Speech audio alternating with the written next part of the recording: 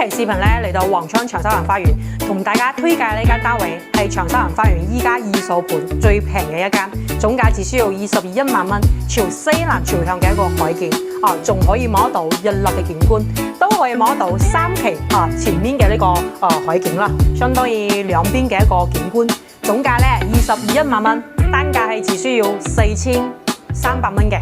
如果有興趣嘅話，可以接落嚟詳細睇呢條片啦。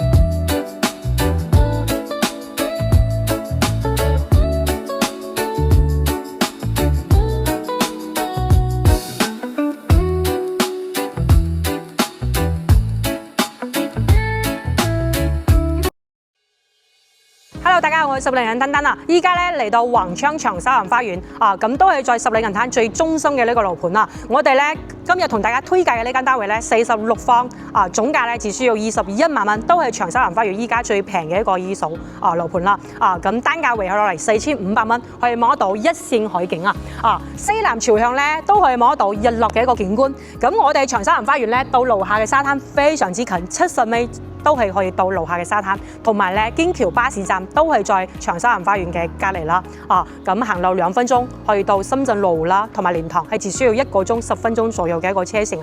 咁小區呢邊佢做一個抬高式嘅一個園林設計，相當於依家咧我哋在海上呢邊抬高咗26.5米嘅一個住宅。咁其實1樓都係屬於一個6樓嘅一個高度。我哋望翻小區呢邊嘅一個園林啦，同埋呢邊嘅一個小區綠化係非常之靚嘅。咁小區呢邊嘅外觀啦。佢係做一個玻璃幕牆同埋高級塗料嘅一個建築設計，非常之高端時尚咁事不宜遲啦，我哋上去睇下呢間單位嘅實體情況。好，咁依家咧，我哋嚟到3號樓嘅一個15樓嘅一個樓層單位啦。咁3座呢邊嘅話，佢一共係5梯23伙嘅。咁我哋依家係在中間位置，都係西南朝向。長沙灣花園最靚嘅地方咧，佢嘅設計從入戶開始都可以望得到海景嘅。相當於從房間啦同埋客廳位都係一線無敵海景咁開發商呢邊嘅一個交標嘅話，從入戶開始嘅話就係智能嘅碼數啦。同埋做咗呢個門嘅質素都係 OK 嘅。咁呢間單位都係比較通風啲嘅，都係有些樹嘅一個風啦，咁我哋後面呢邊嘅話，全屋嘅一個電掣啦，電掣箱嘅一個開關啦，同埋嘅話，洗手間呢邊都係做咗一個乾濕分離嘅一個形式嘅。呢間單位咧，業主非常少過嚟呢邊住，所以其實睇得到啦，佢係保持得非常之新淨嘅。同埋3座呢邊咧係在2022年到依家收樓，其實都係過咗係3-4年嘅一個時間啦。所以全屋裏邊從地磚包括牆身其實都係非常之新淨企理嘅。咁廚房呢邊做一個開放式嘅一個廚房啦，係用電嘅。相當於其實開發商呢個櫃啦，其實儲物空間都係 OK 嘅，都係足夠嘅。咁入嚟嘅一個位置嘅話，其實業主都做埋呢一排嘅一個電製衣櫃啦，相當於咧全屋拎包入住。咁住近呢邊嘅話，梳化同埋床，其實業主買嘅都係一個簡約式嘅現代化嘅一個家私啦。咁後期嘅話都係可以繼續使用嘅。咁業主呢邊嘅話，佢依家都會間時間過嚟呢邊度下假1-2日啦。咁全屋裏邊其實都係保持得好新淨嘅。同埋呢邊嘅一個作台啦，可以擺在露台嘅一個位置啦。咁開間呢邊係有3.8米嘅，相當於業主呢邊都係擺咗一個1.8米嘅床嘅。咁我哋望翻呢間單位嘅一個露台。長沙灣花園呢邊嘅設計啦，佢做呢個斜斜式嘅一個設計，相當於依家呢個露台都係為咗咧景觀面最大化啦。咁望到一個海景嚟講，同埋沙灘啦，同埋前面都有一個東大飯店啦，同埋嘅一個碳鮮海鮮餐廳嘅。相當於其實樓下呢邊嘅餐廳都係非常之成熟嘅。十里銀灘5期呢邊啦，包括3期、1期。咁京橋巴士一共係有28班車，其中咧在我哋5期呢邊都係長沙灣花園樓下呢邊啦。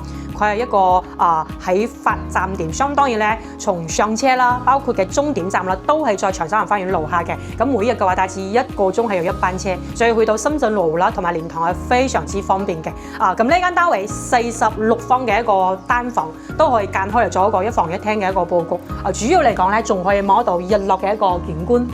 單價嘅話，佢係4500蚊嘅，4500蚊嘅呢個單價啦。咁包括露台呢邊嘅話，其實開發商係做咗一個玻璃幕牆。佢呢個玻璃幕牆同埋高級塗料嘅一個建築嚟講咧，係非常之現代嘅。相對於呢個小區咧，佢質素係在十里銀灘裏邊係比較高嘅一個質素啦。咁依家價錢嚟講20幾萬咧，一般嚟講，如果係10幾萬嘅一個單房，可能揀嘅一個位置啦，係冇咩配套設施。不過在長沙灣花園樓下呢邊嘅一個生活設施非常之成熟嘅。樓下呢邊嘅餐廳啦、便利店啦，包括我哋非常之近沙灘。沙灘呢邊都做咗一個安全嘅一個區域，可以落去游水嘅。非常之便利嘅咁開發商呢邊都係交埋呢個熱水器啦，同埋業主都買咗呢個冷氣機送俾大家。如果大家有興趣嘅話，可以盡快上方二維碼聯繫我哋啦。我哋呢期視頻暫時嘅講解，我哋下期再見，拜拜。